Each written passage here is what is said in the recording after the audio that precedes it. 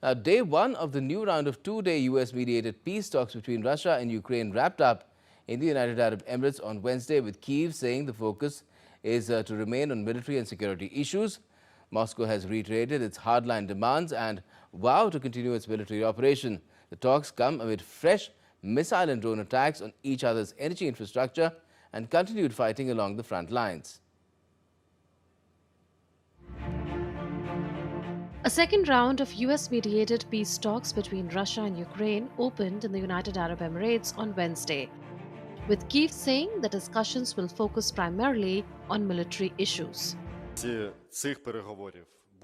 focus of these peace talks will primarily be on military and military political issues. This is clear from the composition of the delegations meeting there. There are many nuances regarding how, hypothetically, the war could end, which is what Ukraine is interested in. Ukraine's lead negotiator, Rustem Umerov, said the talks began in Abu Dhabi, with delegations meeting in separate groups before holding joint discussions. Writing on X, Umerov said, Ukraine is seeking a just and lasting peace. As talks opened, the Kremlin reiterated its hardline stance.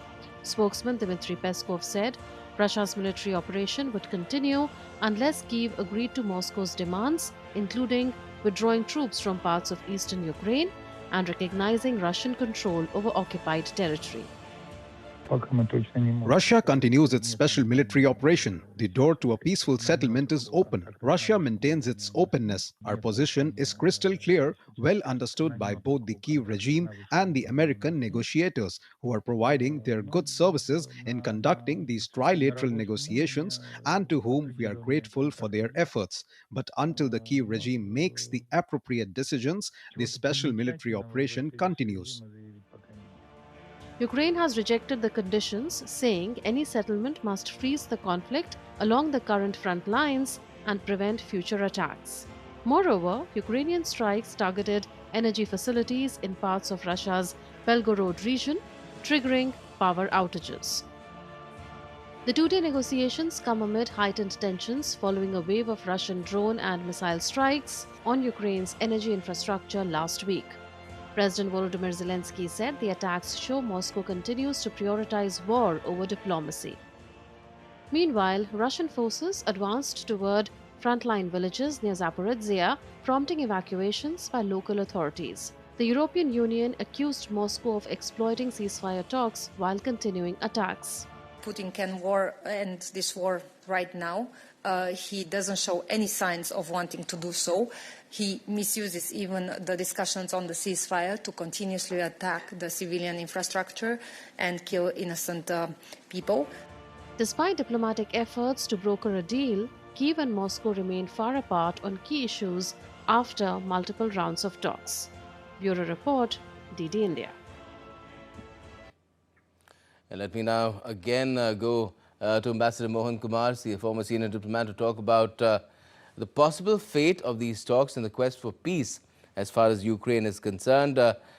How's it looking, Ambassador Kumar, with the kind of attacks Russia has been carrying out? Even Ukraine has also been hitting some Russian assets, but the Russian response has been an unprecedented barrage in recent times in the 4 years of the fighting.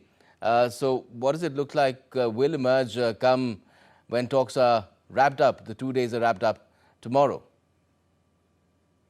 Thank you, Gautam, and it's good to see you again. I think it frankly looks difficult to me. The backdrop doesn't look too good. As you rightly say, the energy infrastructure of Kiev has been relentlessly attacked by the Russian military forces. There was supposed to be an energy ceasefire, which was supposed to last a week. And there is even fundamental disagreement about when that started and when that ended. Ukraine believes it should have still continued. Russia believes that the 1 week period is over and therefore they can resume attacks on energy infrastructure. I see three big issues standing in the way of a final settlement. One is territory, and I think your correspondent said Donbas and eastern Ukraine. The question is not the territory already occupied by Russia, because that, I think Ukraine will be not happy, but Ukraine will agree that we should freeze the battle lines. I think the demand of Russia that Ukraine should also give up a land which is now considered as buffer between the Ukrainian front line and the Russian front line in Donbass, that is the bone of contention. And that I think the Ukrainians believe will be a disaster for them militarily. And Russians, of course, have their own case on that issue. The second issue that is difficult to resolve is post military cessation of hostilities. How do you ensure the security of Russia and Ukraine? Russia's security for them means that Ukraine should not be part of NATO and NATO troops should not be present in Ukraine or any Western troops for that matter. Ukraine believes that it needs security guarantees to ensure that Russia does not attack it another time when Russia becomes more powerful or 1 or 2 years down the line. So this issue needs to be resolved.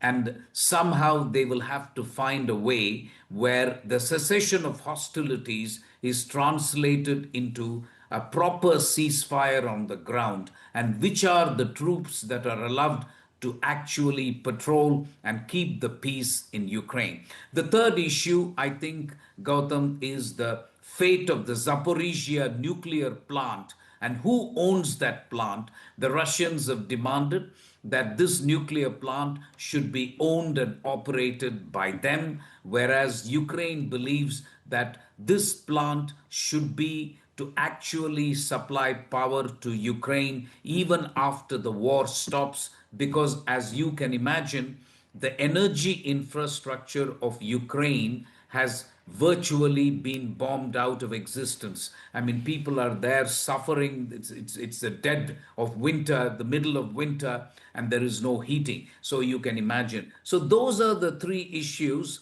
And I see the American negotiators in your screen, on your screen, which is Steve Witkoff and the son-in-law of President Trump, that is Jared Kushner, and they are acting as a go-between for Russia and Ukraine. So we will have to wait and see what happens. But I would be lying to you if I said I'm very hopeful of a settlement tomorrow. But I must ask, Master Kumar, can't the US easily tip the scales in the favor of one and against the other? Well, I think the Americans actually have gone to and fro, President Trump. You will remember that very fateful meeting that the Ukrainian president had in the Oval Office with J.D. Vance and President Trump and Marco Rubio all jumping on him, and he was virtually booted out of the White House. So that was when President Trump and others told Ukrainian president that they don't have any cards to play. And then I think there was a situation when actually the Americans told the Russians that they must absolutely put an end to the war. And they started imposing sanctions and they threatened more sanctions. So to be fair to the Americans, they have tried everything, forcing one side, then forcing the other. It just shows you, Gautam, how intractable this conflict is. You know, this is not an easy conflict to resolve. This has baggage, political baggage, ideological baggage, and then, of course, you have territory, loss of life, and the virtual armaments and so on involved. So it's not easy. And I think that is what the Americans are realizing, that this is not an easy conflict to resolve. And yet the Americans have taken upon themselves to try and see how to bring an end to this conflict.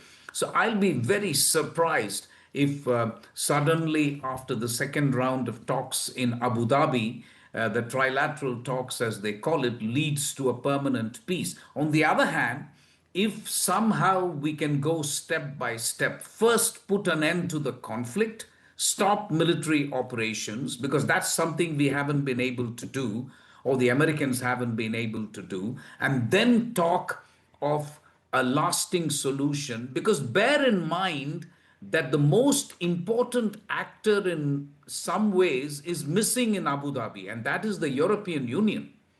This is, after all, a conflict in the middle of Europe. And the Yes. European Union has an important stake in this conflict. And yet, this is a three-way diplomatic or a negotiation between Ukraine, Russia, and the US. European Union is not there. So at some point, European Union will also have to be co-opted Okay. because Europe has a big stake in A- this conflict. And do you think it'll also be worthwhile to, accept, apart from doing these representative level talks, military and political, a mix of military, political, just straight away go to the leadership level? That's what Zelensky has also suggested, that we need to sit down, leader facing leader, and decide, take a final call on things. You are right, Gautam, but unless you know the specific battle lines on Donbass, it's very hard to expect the leaders to know which town is involved in which side and why is it that the Russians are asking for territory not currently occupied by them. Those issues only the negotiators can do, frankly. And then you can leave the tough decisions to the leaders. The tough decisions to the leaders in the sense that, who are the troops who will keep the peace in Ukraine? What is the kind of arms, the backstop, as they call it? What is the American guarantee? That Ukraine insists on an American guarantee because they know that Europe is not militarily strong at this stage. So they are insisting on an American guarantee so that Russia does not attack them again. Those kind of issues, the leaders can take a call. I agree with you. But on issues like the Zaporizhia nuclear power plant, who owns it?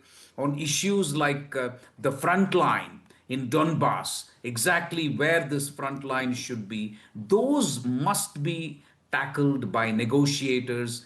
And the general principle I would say in these negotiations is you should only leave one or two important issues for the leaders. You cannot take the whole basket of issues to the leaders and say you sort it out. That will never happen. Okay. I'm afraid we haven't reached that stage yet. There are still, to my mind, too many issues which are still unresolved. And I must be honest in conveying to you that I don't think the Russian attacks on the energy infrastructure in Ukraine are helping matters because that makes Ukraine even more aggressive, even more stubborn, and even more, shall we say, steadfast in defending their positions. So somehow we will have to find a way where the cessation of hostilities happens and then the talks intensify and then both sides sit together and sign a peace deal.